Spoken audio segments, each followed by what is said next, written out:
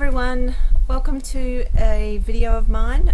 If you're new to my channel, I am sharing information about recovery from mental health challenges as well as spiritual components of self-development and growth, which occasionally will go off on a interesting tangent, which I'm hoping today's will be. I've had a lot of information coming through recently about the nature of manifestation and the nature of timelines and how our minds and thoughts and feelings work to create our reality. And if you're anything like me, this may be a very confusing subject for you. If you hear about your capacity to create whatever you want, if you hear information about the fact that there's many different timelines on our planet and it's really hard to get your head around that. So although I've understood it intuitively and had a fairly good grasp of what all of this meant, I was recently given by my spirit guidance a really cool diagram of how this stuff works, which is what I want to share with you guys today in this video, hoping that it clarifies things for people and it helps empower you to realize just how amazing this thing is. The mind, the heart, our whole being, our mind, body, spirit, the way that it works together to create our reality. So yeah, here goes. If I can understand this stuff, I'm sure other people can. I'm not a scientist at all. I don't have a science mind. So this is hopefully a very simple version of how this all works. So Spirit showed me this diagram, which I'm going to put up to camera here. I've created it to try and explain. And first of all, on the right hand side there, you'll see that I've tried to depict a frequency scale. So the way I'm understanding how consciousness works, and in fact not just our consciousness but all dimensions of consciousness, so and it's whatever happens within you happens on a larger macrocosmic scale in the universe. So it's the law of correspondence, which is as below so above, and the nature of reality is that it's fractal. So patterns repeat again and again, becoming larger and larger.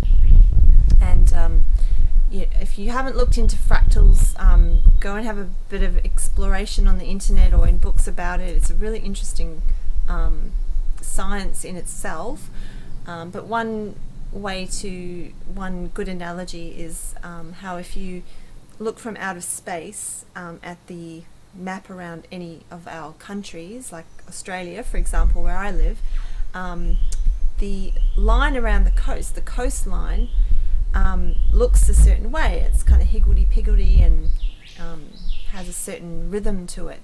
And as you zoom in closer and closer, that rhythm remains the same. It's a fractal pattern that keeps repeating the closer you get to the coastline. So once you're actually at the microscopic level of, if you zoom right down into the little rock formations along the water's edge, you'll see the same fractal pattern as you would from outer space. So that's just one example of the way that the universe is fractal. Patterns embedded in patterns. And this is actually how the universe expands infinitely in all directions, as it is shown to me. So there's fractals, and then consciousness also has certain frequencies to it. So the frequencies that we experience in our emotional bodies are frequencies. So our emotions are frequencies. Frequencies are the vibration of sound and light that are emitted from our bodies. And light can be color, light can be an emotion, light can be information, just as sound can be. Sound and light are one and the same in a sense. Again, sorry, not a physicist, but that's the way that my brain can explain that. So frequencies are very important because if we are experiencing, let's say, a low frequency in our lives, and that will be dominated by the negative emotions. So fear and anger will be present a lot, and we'll be exposed to things that make us feel fearful or angry or whatever the negative emotion is. That's going to create a certain reality. You're going to be seeing the world. It's almost as if these filters are like lenses, frequencies are like lenses that we wear, like glasses. So as you raise your frequency, as you feel more positive emotions, as you cultivate joy and creativity and openness and compassion and peace and bliss and all the good stuff, that raises your frequency. And what will tend to happen is that you will see the world through rosy colored glasses, if you like. You will be attracted to and attract positive experiences that match that frequency.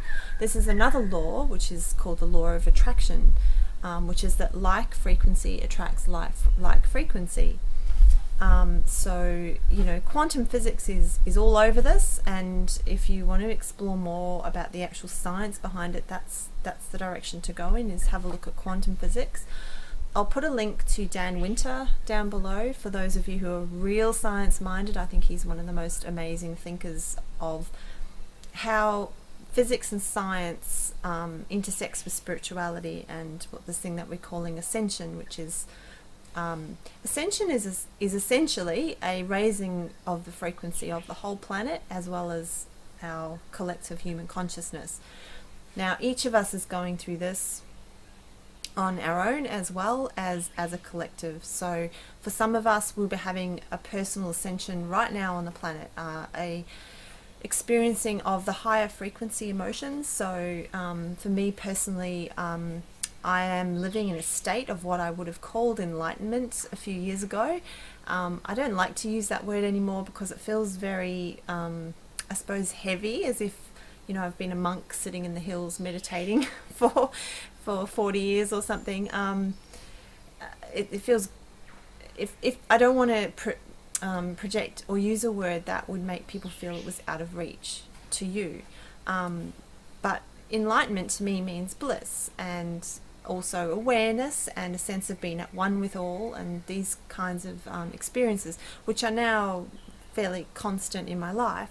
I do ebb and flow, and I go up and down frequencies like most beings, and that's also a part of it. It's not sort of an end goal to be constantly experiencing bliss. A lot of us are here on the planet at this time to integrate the negative frequencies, to feel our way through them, to basically love them, to bring them from the darkness into the light of our own love. So it's not a bad thing to go in and out of negative frequencies, and if that's where you are most of the time, that's not a bad thing either.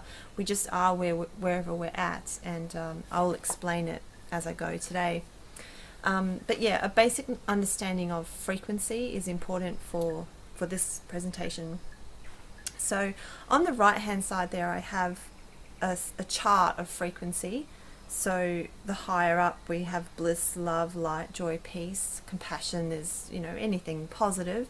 And down the bottom, just a few there, shame, guilt, fear and anger, to name a few.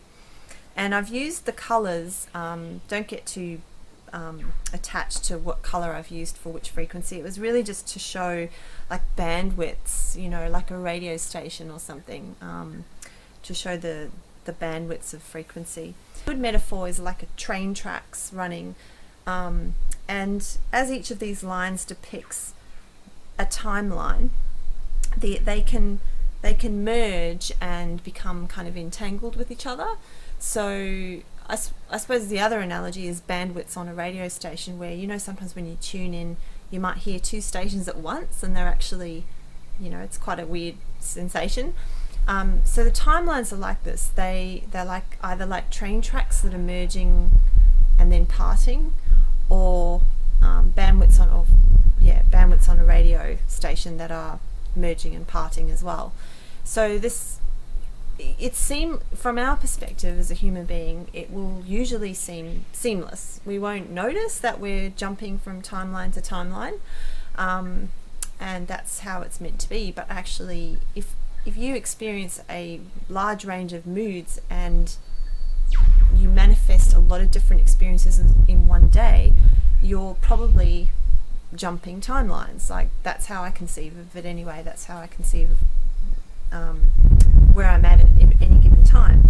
Now, you can consciously jump from one to the other when you know this information, and that's why I'm giving it to you, because once you understand that everything is just timelines are the infinite potential manifested as actual happening, an actual event. And that isn't to say that the other timelines don't exist. This very simplified picture here could be representing your experiences and your many, many timelines, and which one you choose to be on is actually pliable. Like, it's flexible. You can jump from one to the other. You can choose to have a good day, or you can choose to have a bad day. That's, I guess, what I'm saying. Now, a lot of us aren't there yet in our capacity to choose that. It might feel like we're still very helplessly jumping on any old train each day, and the train takes us where it will, right? So when we often say we have a bad day, we kind of feel like, I had a bad day. I was a helpless victim to my day. It just happened that way. But for those of you who are starting to work with manifestation and intention, and you're setting intention, and you're practicing your thoughts and working on your feelings, and becoming like a master of your thoughts and feelings, you'll be starting to notice that you can control your timeline. You can control what happens to you in a day. So I'll jump now on that note to the next picture that I drew, which is a sort of a drilling down into this diagram a little bit to show you what happens, how you can kind of manifest different realities according to different timelines. So this picture here shows just 3 timelines, a high frequency timeline, a medium one, and a low frequency. And then running up the middle is an action or an event. So let's just say a big event like a global stock market crash, right? A financial collapse, something big event. Now, if you're operating at a high frequency timeline and that event comes along, it will intersect you, because something like that is going to affect everybody on the planet. But how it plays out in your timeline depends on the frequency of that timeline. So if you're experiencing a high frequency timeline and the event hits you, you will have a positive experience no matter what. Like, other people will be losing their houses or have no money and be feeling very afraid, and all sorts of bad things happening, whereas you will somehow be immune to that. You will have security, you will have enough to eat, you will be experiencing abundance despite what is going on around you. You're still connected to the event, you're experiencing it, but you're experiencing it at a different frequency, so it's manifesting very differently for you. On the contrary, if you were in a low frequency, you're because of the fear that you're holding and the projection of thought, the track that you're on, it will manifest in a negative way for you. So yeah. And you can take small events and big events. It's all the same thing. It's that law of correspondence. A small event might be a visitor popping in, and if you're in a high frequency, the visitor, you'll be open to having a visitor that day, and you'll be in a state of joy, and you'll be wanting to serve them some food and have a nice conversation. If you're in a low frequency, you may not enjoy that experience. You might be wanting to protect your energy and not give a lot out, and so that visitor could cause you stress. That's just a banal example. So that's the other thing to remember, is that whatever events occur, the actions that come from those events will depend on your help empower you, because I worry when I talk about this stuff that it makes people feel afraid that they're kind of like somehow on the wrong timeline or doing the wrong thing, or if they're in a low frequency, that's a bad thing. And I just want to assure you that it absolutely isn't a bad thing at all. And Spirit has shown me that whatever timeline you're on is exactly the one that you're meant to love. So if you're on that train and that train appears to be not in a good place, going through a bad neighborhood, let's say, that's actually what you're being called. That's what your soul has called you to experience. And every single experience you have is an invitation to love that experience, to embrace it, to appreciate it. It might not feel like love to you. It might just be more of a neutral reception, a receiving of that experience. That might be a better word for you. I've noticed as I've worked with this stuff more and more that love is present for most of my experiences, that I'm not pushing them away and resisting them the way that I used to. I have a deep appreciation for things that appear negative on the surface. So death or destruction or something that's sad can still stir in me love. So that is what I'm being called to do, no matter what timeline I'm on.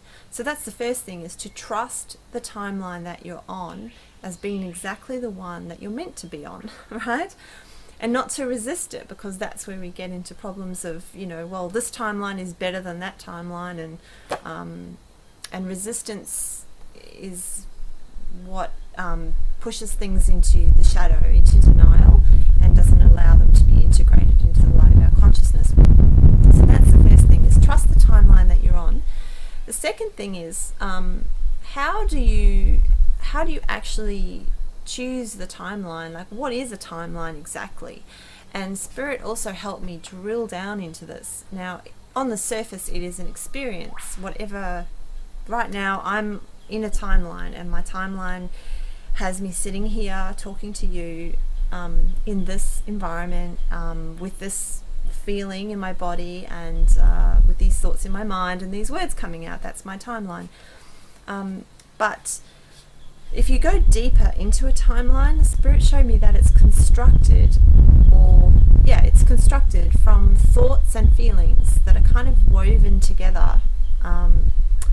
And I guess there would also be a physical component to that as well, like a cellular or a DNA level.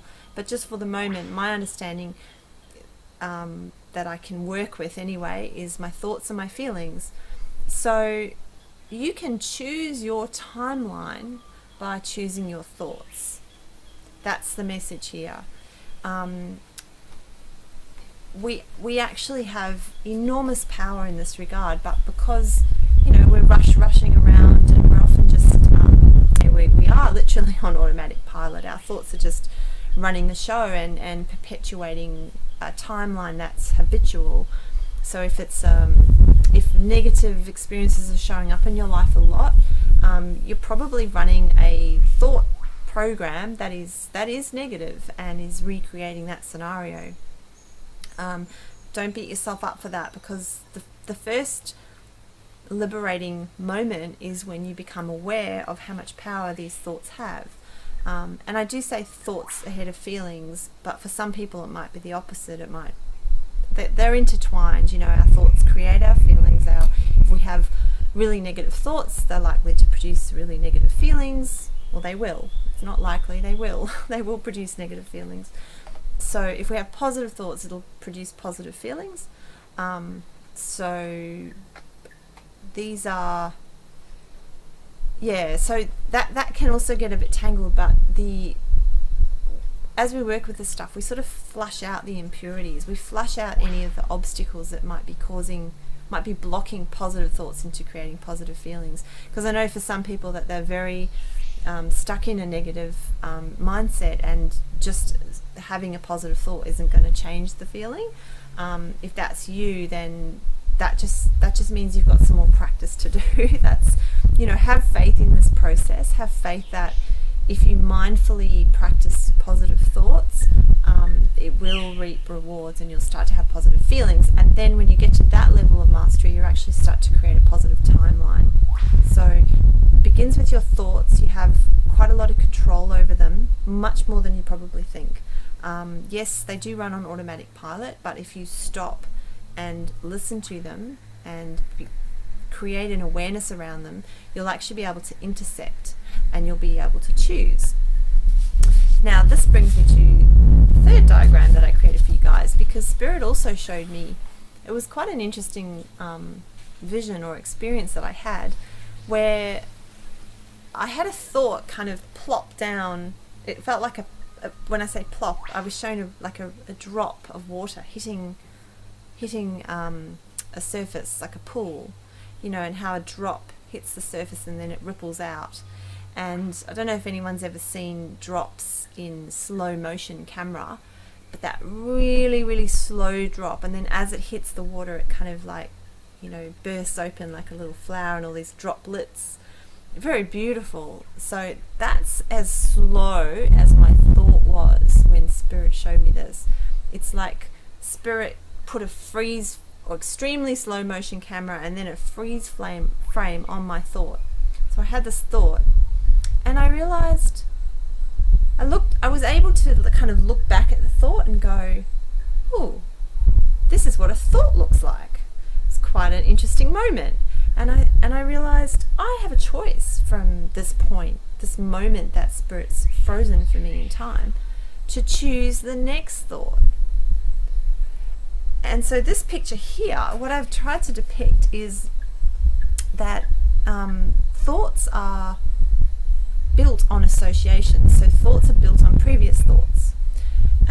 And those thoughts are tangled up with experiences and events. They're not isolated. Nothing is isolated. That's why some of the stuff is really hard to explain, because it's all sort of merged. But again, for simplicity's sake, thoughts come from associated thoughts that you've had in the past. So this, as this diagram shows, the past in linear time is manifest. It's things that have happened. It's thoughts that you've had on this timeline, in this linear timeline. And when you have a thought in the present moment, that's where you have the power. This is why the now moment is so powerful, because you then have the ability to choose the next thought. And there are infinite potentials there, aren't there? I mean, you could have any thought from that thought, but you're likely to have a limited choice because of the association factor. So you're not going to have a thought of I need a new job and then just jump to, I don't know, why do zebras have stripes? The two have to be connected in some way. What you want to try and do is kind of freeze frame on your thought and then choose the next thought that is of the highest frequency, the highest timeline. You could also say the highest wisdom, whatever feels right for you, whatever language feels right for you. And that is where your power resides, because the next thought that you choose is actually the next timeline that you're choosing. So yeah, look, I don't know, trying to think of practical examples to help you guys, because I know this stuff is kind of hard to wrap your head around. But perhaps the best one I have in my recent experience is the story with my family. I've had some conflict with my family in recent years, and it's been quite difficult to let go of a lot of really strong feelings and let go of the stories. So the thoughts about my family were kind of tangled up in the story of what happened in my childhood, and the story of my perceived hurt, and their stories as well, their stories of what went wrong and who hurt who, and typical family, all the problems in the family. So there's all these stories, and I deliberately looked at those stories, just like I'm advising you guys to look at your thoughts, and I deliberately chose a story that would activate a positive timeline for my family. So that meant, that I had to not push aside all those old timelines and those old stories and those old thoughts, but more witness them, see them, and thank them for their service, and let them go. And choose. You see, this is the power. This word choose is very important. You have the power to choose which story you want to activate. So by continually letting go the old stories, I was able to activate a new story. But the new story had to be authentic. We can't just jump. Like I said, the thought has to have some association. The new belief, the new timeline, the new story that you're telling. It can't be like complete fantasy. It has to be grounded, has to feel real to you. So I chose a story which doesn't deny the conflict in my family, but it allows me to navigate my relationships with my family just from a place of peace. So for example, part of my new story and my new timeline is really understanding where they've come from. What was their history and why have they acted the way they have done, and because I understand that, at least in my story, the new story, I can have compassion for them. So I'm bringing in this element of compassion, and that in itself will raise my frequency and raise my timeline, so that when I'm with my family, I feel that compassion. And then instead of, being tempted to go into big arguments or to hate them or whatever triggering feelings come up in family circumstances, I have much more control over that and choice. Because I'm setting an intention, and that comes back to what I was saying earlier. Is for those of you that are working with intention, you can do this every morning. You can sit down and you can first of all check in with what thoughts and feelings are present in the moment, and then consciously choose what you would like for the day. And you'd be surprised at how powerful that simple act is of just asking for. Usually it'll be what you need. We're so intuitively intelligent when we just still the mind and we let the answer bubble up. So, if you're feeling agitated, you might tune in and set an intention for peace. I would like to experience peace today. And that is like a seed. It's sown in the consciousness.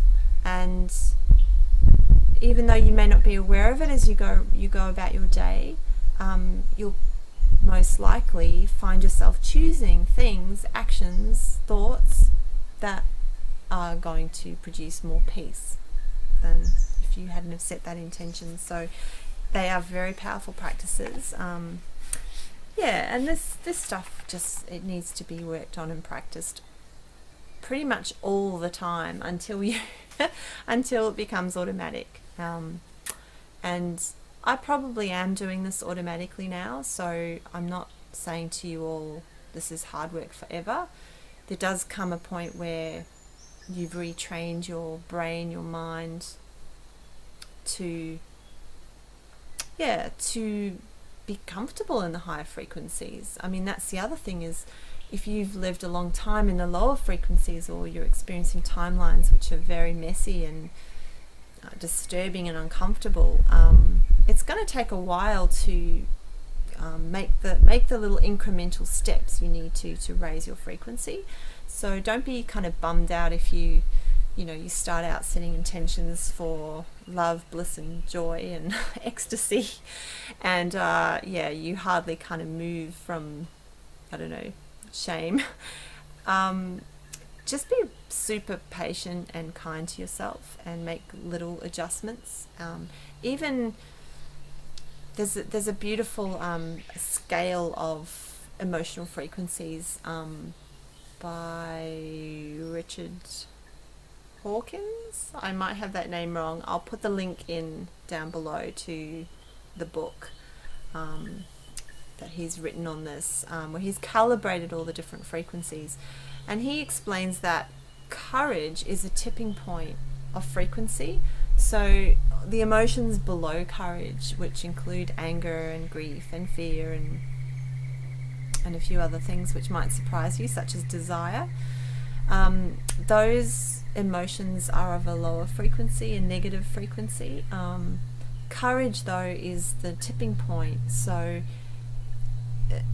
that's useful to know, because acceptance and the willingness to be honest with yourself about where you are is a type of courage. So even if you're feeling absolutely terrible and your life is, like I said, on an awful timeline right now, please know that the ability to honestly look at that and say to yourself, wow, this is not something I've wanted, I feel awful, that takes courage. That's honesty, and it's going to just push you up a little notch. And then you kind of work out, all right, what is the next thing I can do, the next tiny thing I can do to raise my frequency? And it might be having a cup of tea. It might be washing your dishes. Our timelines are made up of, I don't know, thousands of, if not millions of choices every day that are so banal and seem so little and like they wouldn't have an impact. But remember that every single event is connected to the next one.